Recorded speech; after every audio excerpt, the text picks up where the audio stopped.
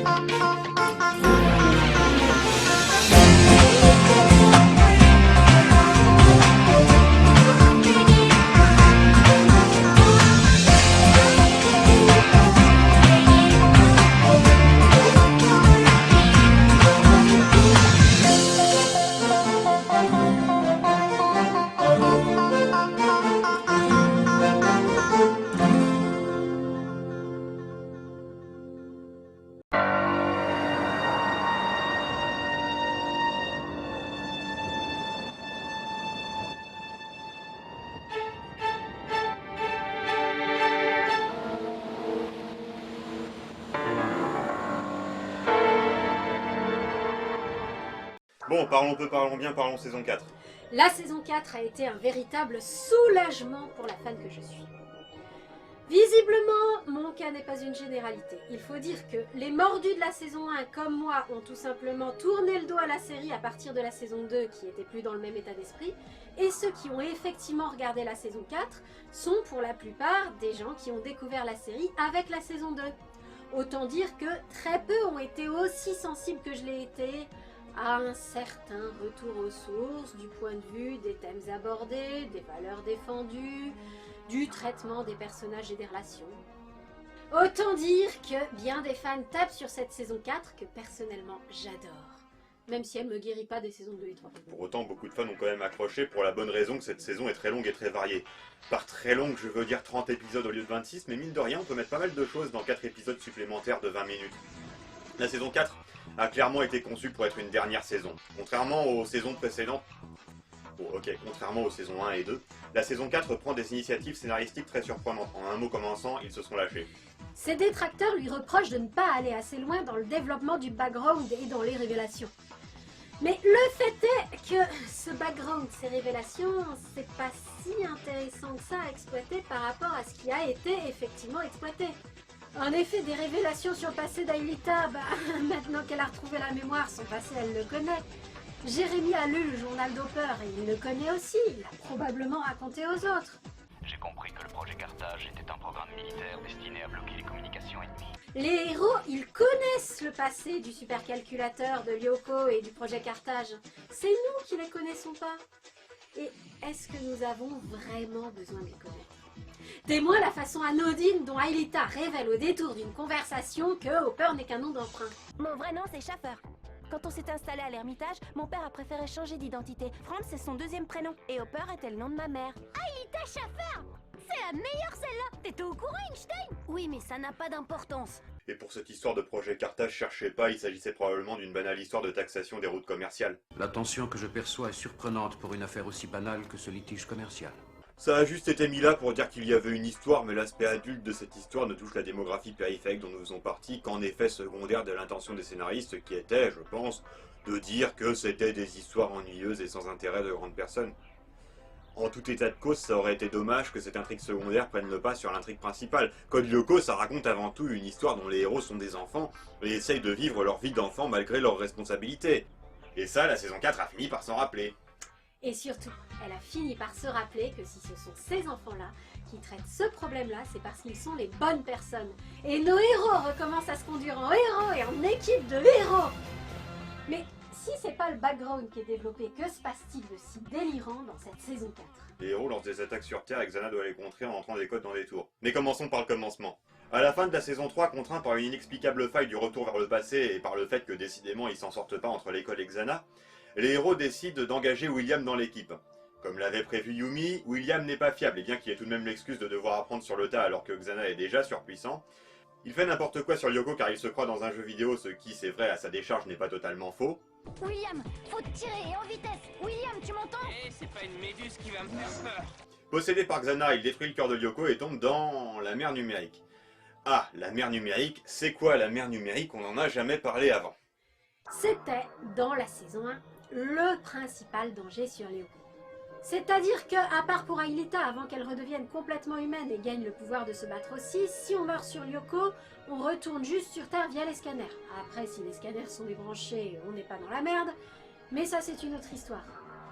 Quand tu tombes dans la mer numérique, c'est une autre paire de manches. Tu es défait, démonté, t'as les données qui vont se balader n'importe où sur Internet. Bref, tu meurs. Bon, une mort de comics, puisque Yumi s'en est déjà remise une fois, grâce à une solution trouvée in extremis par Jérémy, et qui bien sûr ne pouvait marcher qu'une fois. Mais tu meurs quand même. Et c'est bien d'avoir mis un danger sur Lyoko, parce que ça évite de penser que nos héros sont bien en sécurité dans leurs jeux vidéo pendant que le collège s'écroule. Pour nous le rappeler, ils nous montrent régulièrement les héros sur le point de tomber dedans. En général, c'est à Yumi que ça arrive. Non, pas parce que c'est la fille. Parce qu'avec Odd, elle est celle qui fait le plus d'acrobatie pour se battre, et que Odd, lui, il a des griffes pour se rattraper aux parois quand il tombe. Bref, dans la saison 4, Xana a de nouveau un otage, parce qu'il a récupéré William dans la mer numérique et s'en sert maintenant comme sbire pour combattre les héros sur Lyoko, en plus des monstres. Les monstres, on en a quasiment pas parlé, on refait le point dessus plus tard. Le fait que dans les épisodes traditionnels qui suivent le schéma traditionnel, Xana contrôle William en plus des monstres fait que les combats sont très différents. Pas seulement parce qu'en recréant Lyoko, oui parce qu'il a recréé Lyoko, Jérémy a amélioré les équipements de ses copains, mais aussi à cause de la musique.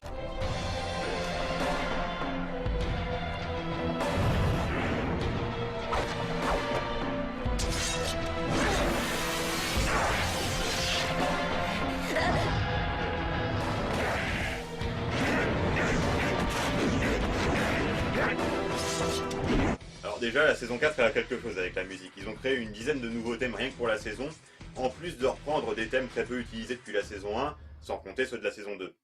Ils se sont lâchés. Et là où l'ambiance des combats sur Lyoko était plutôt donnée par une musique façon électro, là c'est complètement différent. Jérémy, c'est maintenant ou jamais.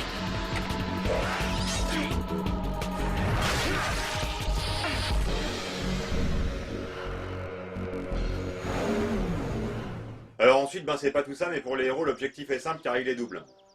Récupérer William et mettre Saras à Xana. Or, Xana a quitté Lyoko et s'est dispersée partout dans le réseau mondial depuis la fin de la saison 2. Depuis le début de la saison 3, Jérémy cherche moyen de le traquer dans le réseau pour voir comment on pourrait éventuellement le vaincre. Sauf que vous expédiez sur le réseau, c'est pas évident. Alors on va déjà essayer de cibler un peu les objectifs. Dans la saison 4, il trouve et autant dire qu'il a dû leur falloir du budget animation. Et de la culture en mythologie nordique. Oui, parce que le fameux réseau, en fait, c'est une extension de la mer numérique dont la surface mortelle pour les héros est un point d'accès. Comment qu'on y va? En bateau.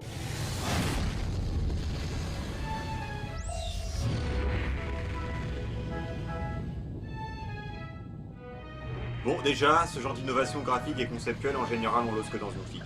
Mais ça s'arrête pas là. Ah, au fait, un bateau comme ça, vous l'appelleriez comment? Le Nautilus, hein? Ben, non. Le ski de Blatnir. Quoi? Où sont-ils allés chercher ça? Ça se voit, non? Dans un bouquin de mythologie nordique. Mon père me lisait ce bouquin quand j'avais 5 ans. Contes et légendes des Vikings. Tiens, regarde ça.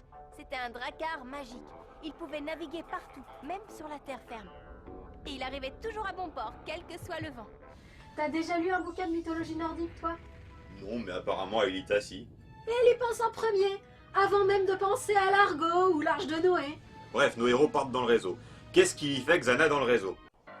Bah, la seule chose qu'il sait faire. Xana, il fonctionne avec des tours. Il a donc dû en créer ailleurs. Pour ça, il a dû créer des répliques de Lyoko et les faire tourner sur d'autres ordinateurs très puissants qu'il a infectés partout sur la planète.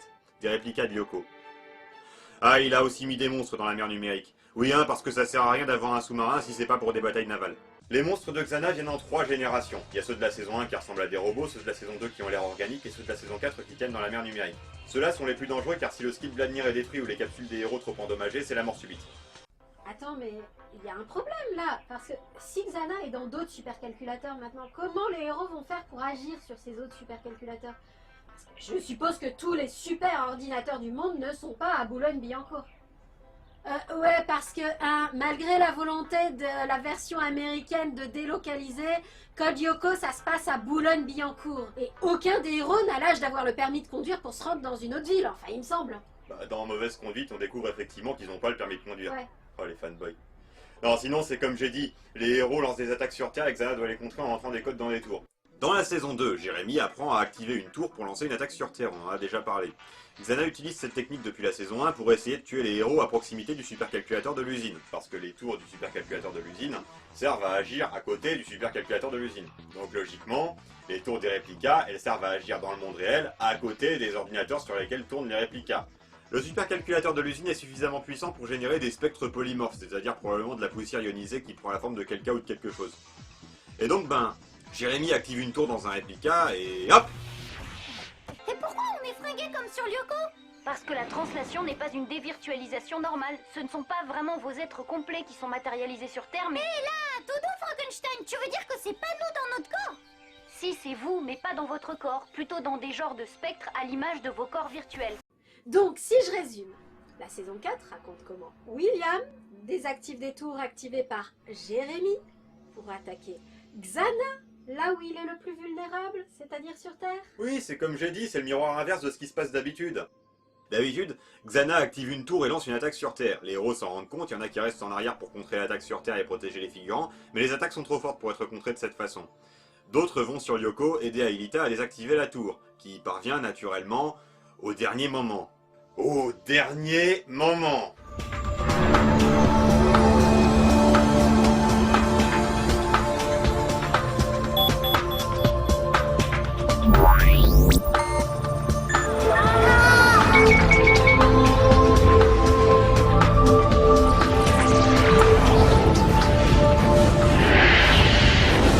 Et là, Jérémy active une tour et lance une attaque sur Terre. Il envoie ses amis sous forme de spectre.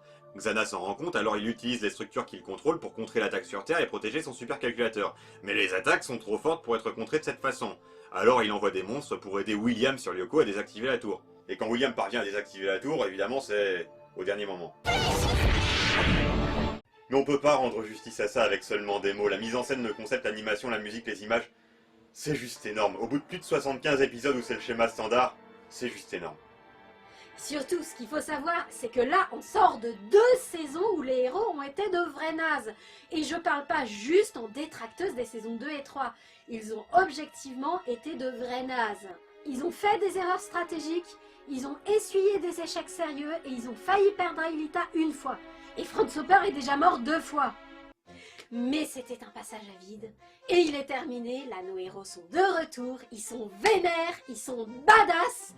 Ils ont de superbes combinaisons moulantes qui ont beaucoup choqué nos amis américains, mais qui en fait de les sexualiser leur donnent une allure de héros adultes qui se battent dans une série de super-héros.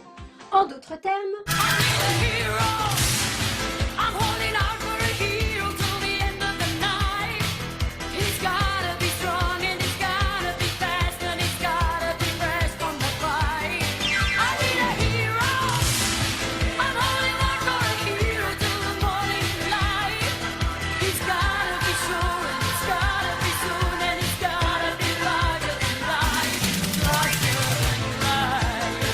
Et ça, c'est qu'une petite partie des épisodes. La saison enchaîne des épisodes classiques façon saison 1, des épisodes de background façon saison 2, des épisodes centrés sur Lyoko lui-même comme dans la saison 3, et ces épisodes-là.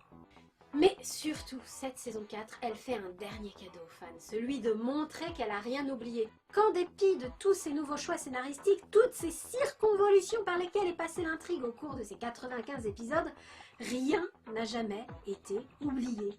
Je plains la réplique de William. À cause de moi, il va se faire punir par G.I. Jim. Faut pas te sentir coupable, Aelita. Comme disait Odd, c'est un être artificiel. Comme je l'étais il y a quelques mois. Yumi, tu prends les commandes. Odd et Ulrich, vous plongez sur Lyoko. Allez, à toi de jouer, Yumi. Tu l'as déjà fait.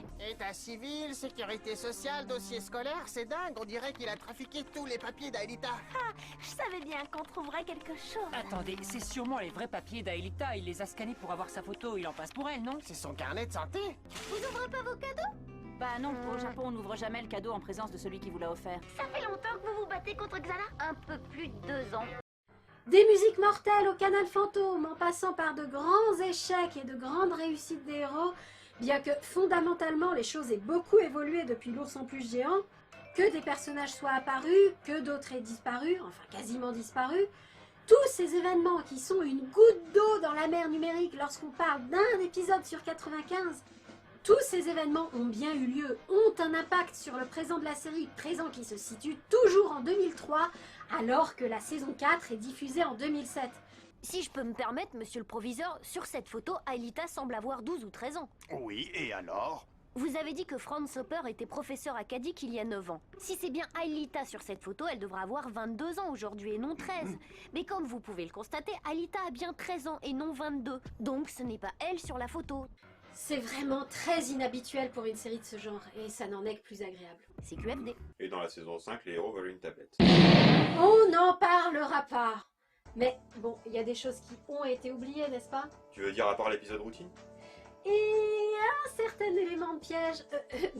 On a déjà évoqué le fait qu'un an a passé dans Piège alors que dans le préquel, Jérémy prétend être déjà en 4ème. Oui, mais il y a aussi ce petit détail. C'est Yumi qui a le vertige, pas Ulrich. Ulrich, dans la saison 1, il se balade au-dessus du vide pour aller sauver ses parents. Je souffre de vertige. Je vous assure que parents en danger ou pas, quand on a le vertige, on n'a pas autant d'aisance pour se balader au-dessus du vide. Vu qu'ils étaient sous forme virtuelle quand ils ont tenté de s'embrasser dans Routine, peut-être qu'ils ont échangé des données à cette occasion. Je sais que tu tiens à défendre les scénaristes Baekhyun, mais là tu exagères un peu.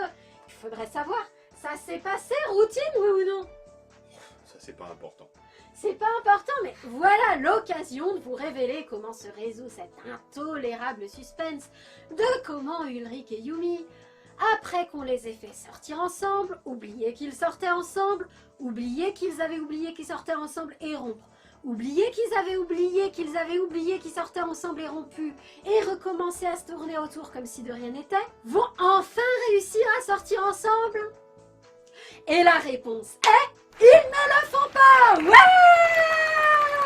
Et comme vous voyez, ils en ont l'air absolument ravis. Mais à ce stade, je pleure même plus. C'est franchement pas le pire défaut de cet épisode 95. Mais vous voyez, cet épisode 95, c'était vraiment une idée géniale. Mais ça, on l'a déjà dit. Oui, mais je suis sérieuse! Pendant 95 épisodes, nos héros ont essayé de composer entre leur vie quotidienne, leur combat quotidien. Ils avaient construit leur vie sur ce partage, bon an mal an. Là, après des mois, des années de recherche et d'expérimentation, ils finissent par trouver le bon programme, celui qui résout le problème. J'ai eu l'idée de reprendre les notes de Franz Hopper à zéro, mais aussi toutes les données qu'il nous a envoyées du réseau lorsqu'il s'est enfui de Lyoko. Et bien sûr, celles que vous avez récupérées pendant vos voyages à bord du Skid. Et la solution est évidente. Alors là, d'accord, il y a des fans qui disent « Mais attendez, c'est nul comme fin. Jérémy trouve juste sur son clavier la touche « Tuer le méchant ». Non, c'est pas nul. Je regrette, depuis le début de la série, le rôle des Lyoko guerriers, c'est de faire gagner du temps à Jérémy pendant qu'il cherche le bon programme. La matérialisation d'Aelita, le décryptage des notes de Franz Hopper, la virtualisation directement dans le 5e territoire, la reconstruction de Lyoko, la translation. Tout ça, c'est des programmes que Jérémy a trouvés. C'est normal qu'au terme de temps de recherche, de développement de compétences, il trouve le bon programme, celui qui va détruire Xana. Alors voilà, on arrive à cette fin que beaucoup de fans trouvent trop facile, mais que moi je trouve remarquablement géniale et bien menée, à part le cri d'agonie du programme malveillant qui meurt, mais passons. Et voilà, c'est fini. Xana est fini. Il n'y a pas de saison 5 qui tienne, il est fini, fini, fini. Il n'y aura plus jamais de danger, il n'y aura plus jamais de combat. Et l'idée était que pendant tout un épisode de fin, nos héros se rendent compte qu'ils sont plus capables de vivre normalement tellement cette guerre des tranchées dure depuis longtemps. Et ça, on l'a déjà dit. Mais est-ce que ça a pas l'air génial dit comme ça? Et ça, on l'a déjà dit. Sauf que je pense que celui qui a écrit les dialogues, c'est pas le même que celui qui a eu l'idée. Et ça, on l'a déjà dit. Mais parce qu'au lieu d'exprimer le malaise d'une manière qui éveille l'empathie des spectateurs, notre bande de gamins se dit juste « Oh non, c'est trop pas cool, maintenant on est de nouveau des gens normaux minables. » Et ça, on l'a déjà dit. Oui, mais la seule raisonnable du groupe, Yumi, elle fait preuve d'un mépris et d'un manque d'empathie incroyable envers ses amis. Coco, alors aujourd'hui c'est le grand jour, hein? Vous êtes prêts? Ouais! Parfait, en route pour éteindre le supercalculateur. Dont le malaise est certes fort mal exprimé par les dialoguistes, mais somme toute très compréhensible. Quelqu'un veut dire quelque chose? Ah aussi, et la production imposait un certain nombre de minutes en 3D par épisode. Et dans un épisode comme ça, le seul moyen qu'ils ont trouvé de mettre de la 3D, c'est dans des flashbacks. Du coup, toutes les rétrospectives que se permettent nos héros sont des enchaînements de scènes d'action dépourvues de sens, dont le souvenir ne leur apporte rien dans leur parcours psychologique, pour se faire à l'idée que ça y est, ils peuvent éteindre la télévision et reprendre une activité normale à ciao bon dimanche.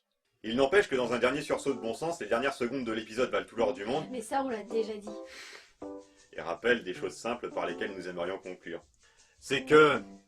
on peut pas rendre justice à l'intégralité de Code Lyoko comme ça en faisant un discours dessus, car chaque épisode apporte une petite touche spéciale qui enrichit la mythologie de la série qui est de fait très fournie.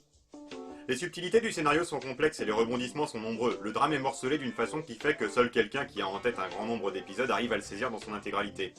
Ceci étant que ça ne fasse pas oublier l'essentiel. Code Lyoko, c'est avant tout une grande histoire d'amitié entre des enfants qui se battent par allégeance envers une vision qu'ils ont du monde.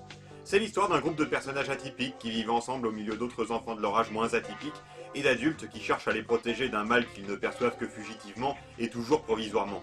Bellepoix, maintenant tu vas m'expliquer. Qu'est-ce qui se passe ici? Et c'est quoi tout ce fourbi? C'est que j'en ai un peu assez de vous l'expliquer sans arrêt, monsieur Morales. Et puis dans 10 secondes, vous aurez tout oublié. Ce mal, incarné par Xana, n'est qu'une entité abstraite, une sorte d'adversaire imaginaire auquel les héros donnent un nom parce que c'est plus confortable comme ça, mais en réalité c'est un système. Dans les séries comme Avatar, The Last Airbender ou Oban, le méchant fonctionne d'une telle façon qu'il oblige le héros à changer, à grandir ou des choses comme ça. Pour Avatar, c'est un peu particulier, mais malgré tout, Aang et les autres sont obligés de grandir. Xana oblige à rien, il propose un défi. Il propose aux héros de défendre leur point de vue, qui est qu'on n'a pas besoin de sacrifier Aelita pour sauver l'humanité, et de montrer aux spectateurs qu'on peut gagner en adoptant ce point de vue. Il est un système qui s'en fiche complètement de savoir s'il a affaire à des enfants ou à des adultes, qui leur pose un défi qu'ils peuvent relever parce qu'il les pose en ces termes, des termes qui ne sont ni des termes d'enfants ni des termes d'adultes. Et il relève ce défi. Le Jumanji s'adresse à des enfants, Xana s'adresse à des adversaires qui l'autorisent à défendre leur point de vue jusqu'au bout, qui les laissent dire « et si ça marche ?» et de fait, dans la série, ça marche. Le style permet d'aborder des thèmes à la fois variés et profonds, et le format permet d'explorer tous les aspects de la nature humaine. Mais en définitive, ce qui fait Code Lyoko, c'est son esprit. Et ça mérite qu'on s'en souvienne. Pas en désirant prolonger indéfiniment l'expérience Code Lyoko, parce qu'en étant dans la consommation et dans le plaisir immédiat, on oublie le passé, on oublie ce que ça a été Code Lyoko quand c'était une petite série atypique au graphisme bizarre. On oublie ce que ça a été quand les scénaristes ont décidé d'y apporter une conclusion en beauté, en passant par tous les ressorts scénaristiques possibles, comme on n'ose le faire que dans une bonne fanfiction, et en terminant en brisant le 4e mur façon salut au public. Ça mérite qu'on s'en souvienne, même si on nous a pondu un Hamlet 2, le retour. Et même s'il paraît que certains épisodes de la nouvelle série, et je regrette, je dirais série, je refuse de considérer qu'une suite après fin fermée, ça fait partie de la même œuvre. Que certains épisodes de la nouvelle série, donc, sont corrects. Ou pas. Je n'en sais rien, je ne les ai pas vus, mais ça mérite qu'on s'en souvienne, même si on a essayé d'effacer ce que ça a été, comme si ça n'avait pas d'importance ce que ça a été, parce que seul importe que ça continue, que ça continue, que ça continue. Ce que ça a été a de l'importance. Ça mérite qu'on s'en souvienne.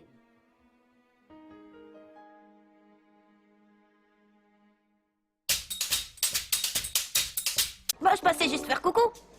Bah, tu fais pas les présentations? Espérons que tu t'es aussi entraîné à t'arrêter. C'était juste pour plaisanter, pour qu'on s'amuse ensemble. Il y a encore quelque chose dedans. J'étais pourtant certain cette fois que ça irait. Un beau jour, je veux voler dans le ciel. Regardez-moi cette vermine. Oh, je suis désolée, je croyais que tu l'avais volé. Vous pouvez former votre groupe de foxtrot fanatiques. Et le nouveau lacryste, basta! Franchement, je préfère pas en parler. Un homme comme moi ne devrait pas avoir à se contenter de glucides, qu'il soit au curry ou non.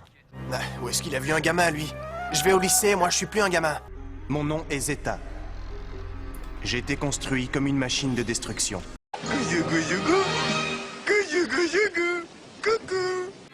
Je suis désolé, Makino. Tu n'aurais pas une serpillière, je vais t'arranger ça en 2 temps 3 mouvements. Magnifique. Oui, mais je suis un incurable optimiste. Même quand les choses démarrent mal, je me dis toujours que ça s'améliorera avec le temps. Tu es beaucoup trop tendue, ma chérie, et j'ai justement un petit quelque chose pour toi pour t'aider à te relaxer. Je te fais la promesse de faire périr un géant des glaces en ton nom. Ce n'est pas un simple mortel, c'est le maître des araignées. Je vous sais gré d'avoir pris la peine de m'accueillir en personne. Merci beaucoup. Eh ben dis donc, mon pauvre Odd, c'est pas une case qui te manque, c'est tous les chiquiers. Je serais muette comme un brochet. Mais c'est pas loin d'ici, juste après les groseilliers. Pourquoi tu ne m'as pas tué alors? Bonnes vacances, Mitzi. Il y a des mecs comme ça, toujours à louper le coche, à stagner à 2 pas du bonheur. Tu te rends compte que mon père m'a volé ma vie en jouant les apprentis sorciers et les savants fous? Par sa faute, je ne suis plus rien, ni personne. J'espère qu'on se reverra et que vous continuerez à me considérer comme une des vôtres, d'accord? Possible, mais je ne vais pas renoncer pour autant. D'accord. Vous n'avez qu'à me dire comment elle s'appelle. J'espère que tu ne rates pas ça, Tamia. Newton, vous vous souvenez? La pomme qui tombe et... Vous la poursuiviez, donc elle est intéressante. Tiens, mais Bloom n'est pas avec eux. Bah oui, la question était très bien, c'est la réponse qui est rasoir. Le rouge est une valeur sûre, on ne se trompe jamais. Bon sang de poids, belle poids. Je veux dire, bon sang de bois, belle poids, quel lancer de poids.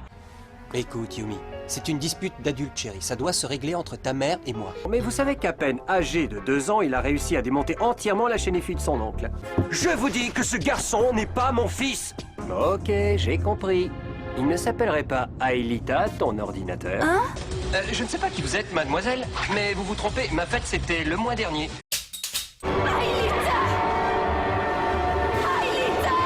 Allons, tu vois bien qu'on s'inquiète pour toi, ma chérie. Parle, dis-nous ce qui te tracasse. Enchantée de faire enfin votre connaissance. Tiens, j'ai un cadeau pour toi. Vous n'avez rien de plus diététique? Je vous l'avais dit, Jim, à force de faire le vieux singe, vous finirez par faire la grimace. C'est fait. Il m'a cru sur parole. Et évidemment, j'ai perdu tous mes paris. Tard, Akeza, plus tard. Tu ne vois pas que je suis occupée, regarde. Mais on est en vacances. Ça ne ressemble pas à une arène traditionnelle. T'es vraiment sûre de vouloir y aller? Je ne sais pas ce qui m'a pris de faire ça à Mystique. Aude, mon vieux, t'es un pur génie. Bah, faudrait savoir. Décide-toi. Je suis un crétin ou un génie? T'es un génial crétin. Pas question que je participe à un hold-up. Je peux garder demain le bébé de Madame Marlon avec toi? Oui, mais la description des objets volés, je vais mettre quoi, moi? Je sais que ça va vous sembler complètement fou, mais il faut m'écouter. La centrale nucléaire risque d'exploser à tout moment. Tout ça ne me dit rien qui vaille. Je refuse de participer. Je préfère m'en aller. Ah, mais je suis pas timide. Pas du tout. Je suis juste allergique aux gâteaux. Et toi, avec ta tronche de cake, tu me donnes des boutons. C'est pas normal, ça. Non, il a dû lui arriver quelque chose. Peut-être bien. Seulement c'est toi, Jérémy, qui a joué les apprentis sorciers. C'est toi qui as fait courir des risques inutiles à tes compagnons. Ne suis-je pas l'incarnation d'Aton? Comme lui, je sais tout. Malgré ça, tu as voulu me rencontrer. Tu dois me prendre pour un salaud. Pourquoi fuis-tu, mignonne, si je suis près de toi?